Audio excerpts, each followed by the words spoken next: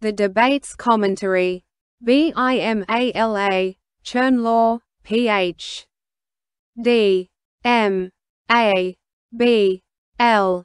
September 23, 1939.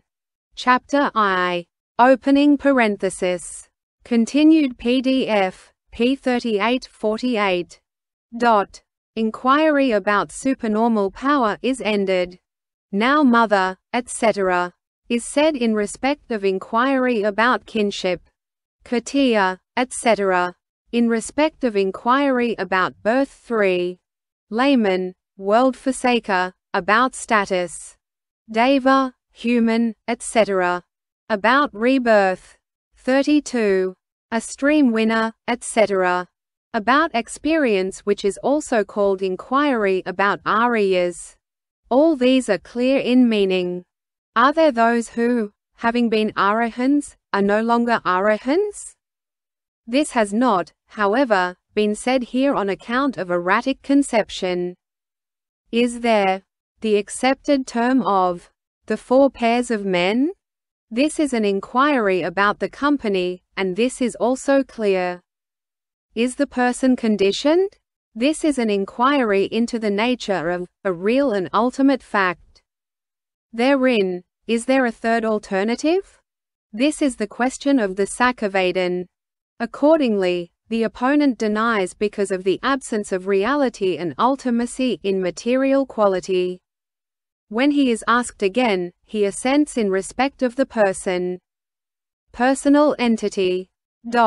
When the Sakaveden asks, is the person entirely different? The opponent denies, because he would not admit the conditioned and the person as being entirely different.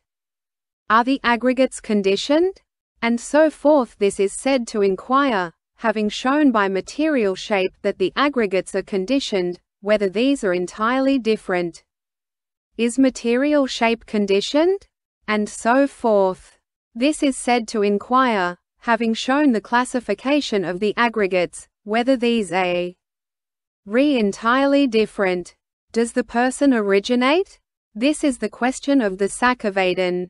The opponent assents, because in the suttas it is said, opening parenthesis, there are beings who are subject to birth, decay and death. He then rejects, because he would not admit its nature as conditioned. Again, when he is asked, is the origin of the person apparent? And so forth, he assents, because, according to him, by such expressions as it is just misery that comes to be, endures, and is experienced, and so on, the origin of the person, etc., is not meant. Does the person exist in the goal? The goal means nirvana, and does the person exist therein? Is asked. If the person exists therein, he falls into the error of man as eternal, and if he does not exist therein, into that of man as annihilated. The opponent, who would not admit either, then rejects both. In the question of dependence, coming to be means the state of being reborn. As to the question, does one who feels pleasurable feeling know that he is feeling it? Opening parenthesis. It is contended that the earnest student, Yoga Vicara, knows. The foolish average man does not. The question about the contemplation of the concept of body with respect to the physical frame, and so forth, is clear. In the verses quoted from the Parayana, the expression look upon the world as void means contemplate the world of aggregates as void of a being. Is it the person here who looks upon? This is the question of the Sakaveden. The opponent is so asked, because he, in the verse containing the expression look upon the world as void, contends that he who looks upon is a person. 33 With material form means not being free from the body group. He acknowledges this because of the 5 constituents, but again when he is asked, is that soul the body? He rejects, lest it should contradict the suttas. Opening parenthesis. Does he contemplate without material form? This the opponent admits, because of the four constituents, but again, when he is asked, "Is that soul quite different from that body?" he rejects, lest it should contradict the suttas.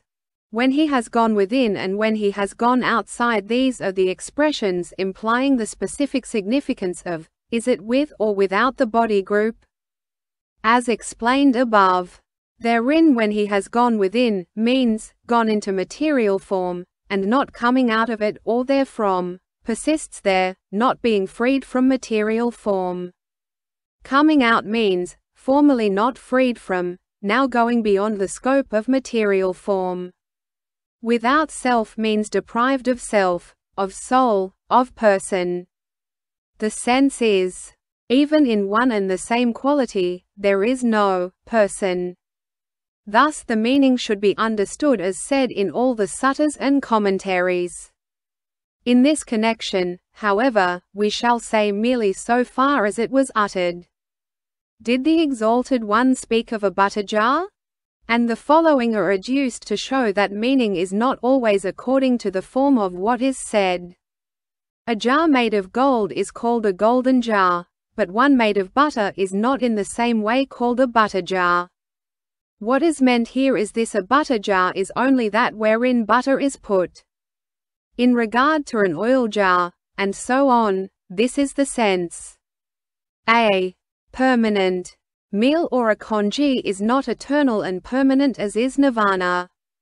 A meal provided in perpetuity, a constant supply of congee, implies the sense that we are to give in charity every day without any limit of time. Even in such expressions as, there is the person who works for his own God, and so on, there is no such person as bodily and mental aggregates, known in their specific and general senses. Given bodily and mental aggregates, it is customary to say such and such a name, a family. Thus, by this popular turn of speech, convention, expression, is meant. There is the person. This is the sense here. Herion it was also said 34 by the Exalted One. These, Chita, are merely names, expressions, terms of speech, designations in common use in the world. What is meant here is, even without reference to bodily and mental aggregates, the term, person, is used to denote a popular convention in both its specific and its general sense. The Buddhas have two kinds of discourse, the popular and the philosophical. Those relating to a being, a person, a deva, a Brahma, and so forth, are popular discourses, while those relating to impermanence, ill, soulless, the aggregates, the elements, the senses, the application of mindfulness, the intent contemplation, and so forth, are discourses on highest meaning. Therein, in the popular discourse, when there is speech of a being, a person, a deva or a Brahma, he who is able to understand, comprehend its meaning, or get out of this world, or attain the victory of an Arahan, him the Exalted One teaches, at the very outset, about a being, a person, a man, a deva or a Brahma. He who, on hearing differently in discourse on highest meaning about impermanence, or ill, or the like, is able to understand, comprehend its meaning, or get out of this world, or attain the victory of an Arahan, him the Exalted One teaches differently about impermanence, and so forth. Thus, he does not teach at first the highest meaning discourse to any one, even to one who understands him in popular discourse. Taking his stand on popular discourse, he, on the other hand, teaches the highest meaning discourse afterwards. He does not teach at first popular discourse to one who can understand him in highest meaning discourse. On the other hand, having enlightened him in highest meaning discourse, he teaches popular discourse afterwards. Highest aim discourse is, as a rule, too severe to begin with. Therefore the Buddhas teach at first by popular discourse, and then highest meaning discourse. But popular discourse they teach consistently and in conformity with truth according to the method selected.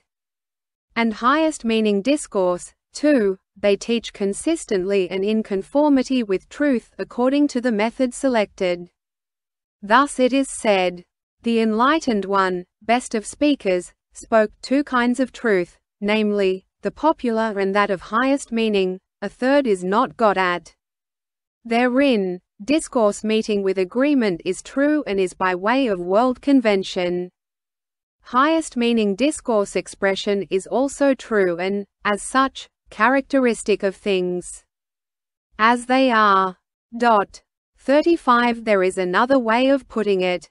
The teaching of the Exalted One is of two kinds, the highest meaning teaching consisting of the aggregates, and so forth, and the popular teaching consisting of Bhattacharya, and so forth. The Exalted One does not, indeed, overrun consistency. Hence, on the mere expression there is the person who must not command adherence. The highest meaning has been declared by the teacher, without transgressing the concept. So, another wise man also should not, in explaining the highest meaning, overrun a concept. The remaining meanings are clear everywhere. The controversy on person is ended. Now follows the controversy on falling away. Because of such statements in the suttas as liability to fall away, and the opposite, these two things, monks, are concerned with the falling away of a monk who is training. And these 5 things, monks, are concerned with the falling away of a monk who now and then attains emancipation. Certain sects in the order, namely, the Samatiyas, the Vajrapatiyas, the Sabbathavadins, and some of the Mahasanghikas incline to the belief that an Arahan can fall away. Hence, whether it be their view or that of others, the Sakavadan, the Theravadin, in order to break him of it, asks, "Does an Arahan fall away from Arahanship?" Therein, falling away is twofold. 1. From what is one, and 2. From what is not yet one. The Venerable Godhika fell away twice from that emancipation of will. Seto, which was intermittent, only, illustrates the former. See that the reward of your recluseship falls not away for you who are seeking it illustrates the latter. Of these, the former, i.e., falling away from what is one, is meant here. With reference to this, the opponent agrees. Yes. In the opinion of the Sakavadan, this ling away from what is one is expected only from worldly attainment, and not from the reward of recluseship, such as Arahanship, and so forth. According to the opponent's view, this is expected from all the rewards of recluseship, everywhere, at any time, and with regard to all Arahants. This is merely their view, or proposition. In order to break through the entire net of this view, 36, the discussion is extended by asking again, everywhere? And so forth. Here, inasmuch as the opponent would not admit that an Arahan who, having gradually fallen, stands on the fruition of a stream winner, can fall away, but admits it with regard to one who stands on the higher fruition. And inasmuch as he would not admit it with regard to one who stands in corporeal and incorporeal existences, but admits it with regard to one who stands on sensuous existence, because his taking pleasure in worldly activity, and so honor of the nature of decaying, therefore when he is asked, everywhere? He rejects. Again, when this is put with a greater emphasis, he agrees with reference to sensuous existence. His view is that, because, in the whole world of sense experience there exist sensuous pleasures which bring about a falling away, therefore there is a falling away. In the third question, by the expression does he fall away? Those conditions which bring about the falling away are inquired into. So, falling away implies things by which one takes pleasure in. Worldly activity, especially lust and ill will. For him these do not exist in corporeal and incorporeal existences. Therefore the opponent rejects. No, it is not. At all times? Is asked in respect of time. Therein, in the first question, he rejects, because at the time of proper attention there is no falling away. In the second, he agrees, because owing to a distracted attention there may be falling away at any time, either in daytime or at night. In the third it is stated that, if the conditions bringing about the falling away are combined, there is falling away if only for a moment. This he rejects, because there can be no falling away for one who does not fall away before, but does so afterwards. Of the questions like do all arahants fall away? The first he rejects in respect to acute faculties. In the second he agrees in respect to dull faculties. In the third also, acute faculties are meant. His view is that in none of them is there falling away. In the example of a rich man, the first question is of the opponent. The second is of the Sakavadan. Here what is meant is this. Since you ask me whether an arahant, while falling away from arahantship, falls away from all four of the path fruitions, I in turn ask you. Does a man who, having riches of 4 lakhs, loses 1 lakh out of 4 lakhs, fall away from the status of a rich man? Then when, in respect of the loss by a portion, the Sakavadan replies, yes, the opponent asks, does he fall away from the status given to him by all the 4? As there is no such falling away, the Sakavadan says, no, he does not.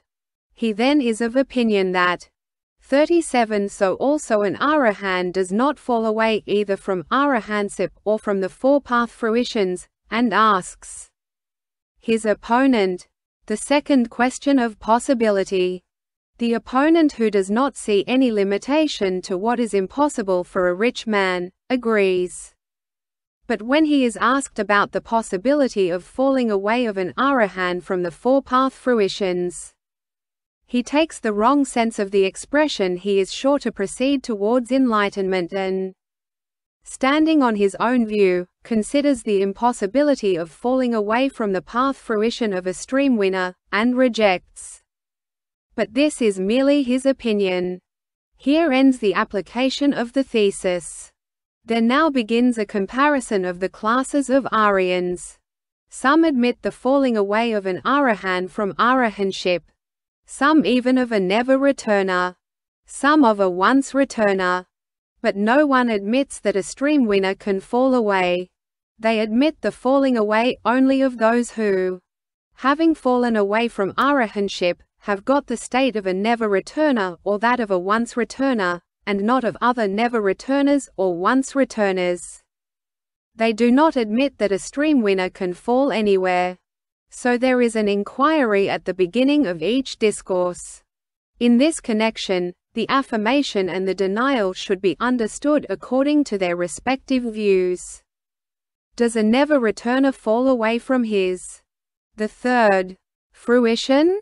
In this question, the denial is of those who do not admit the falling away of a never-returner.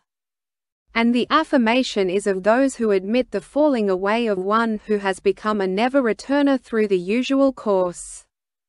Or of one who, having fallen away from arahantship, stands as a never-returner. This is by way of the context here. The meaning of all the discourses should be understood according to this. What has been said here, namely, does he realize arahantship, next after the first fruit? Is asked in respect of regaining arahantship by one who, having fallen away, again strives for it. The other rejects it, there not being arahantship next after the first fruit. Thereafter, in order to ask whether this, falling away, might have been due to the ignorance of putting away the corruptions, or to the cultivation of the way, etc. 38 Not in an extreme manner, or in the absence of seeing into the truths, or the like. The questions, who does put away more corruptions? And so forth are said. All these are clear in meaning. The meaning of the suttas, however, should be understood as said in the texts and the commentaries.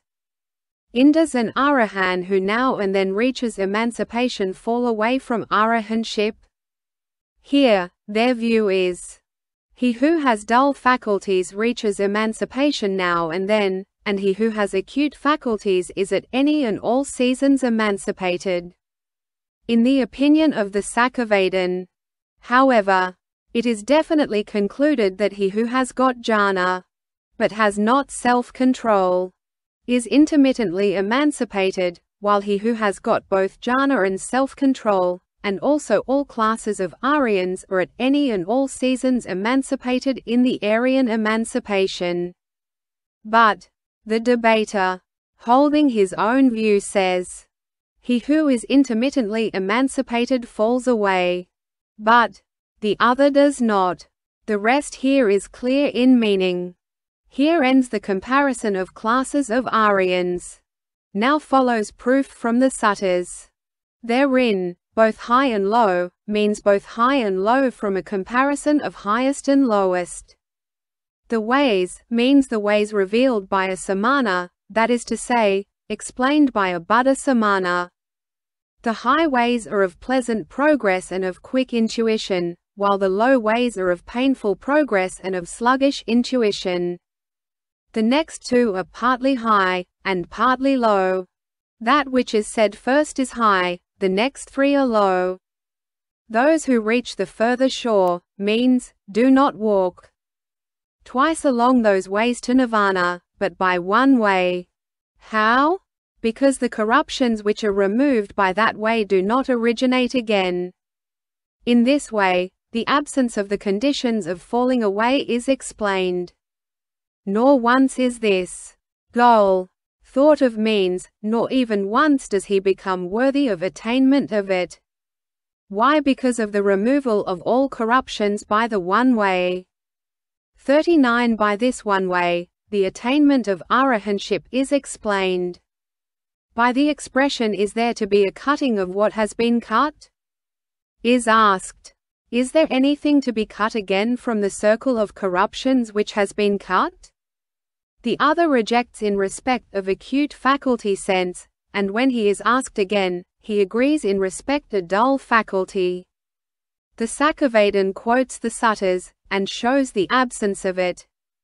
Therein, the flood and the snare, means the flood of corruptions and the snare of corruptions. Accumulation of what has been accumulated means again the way culture which has been cultivated. In this connection also, denial and assent should be understood as before. In the sutta which has the expression, conduce to the falling away, quoted by the opponent, there are 5 things which conduce to the falling away from what is not one, and from worldly attainment. But he who thinks over the falling away of one who has won the highest fruition, asks, does not the Arahant delight in worldly activity? The other rejects with reference to one who is at any and all seasons emancipated, but assents with reference to the other. He rejects in respect of being affected and bound by the passion of worldly desires, but assents in respect of being affected and bound by the other. When he is asked, is he assailed by lust? And so forth, he, however, cannot assent. Is he assailed? Means by which he is assailed, taken up, or overcome. In the question about latent bias, too, denial and assent should be understood in respect of acute faculties and dull faculties respectively. Or, he assents merely by the expression, he has good latent bias. Does he accumulate lust? Is asked because of falling away in the making become. In the next, regarding hate and error, this is the meaning. He, however, does not admit any accumulation, because, according to the implication of his own view, etc. There is the falling away. The rest is clear, everywhere. The controversy on falling away is ended.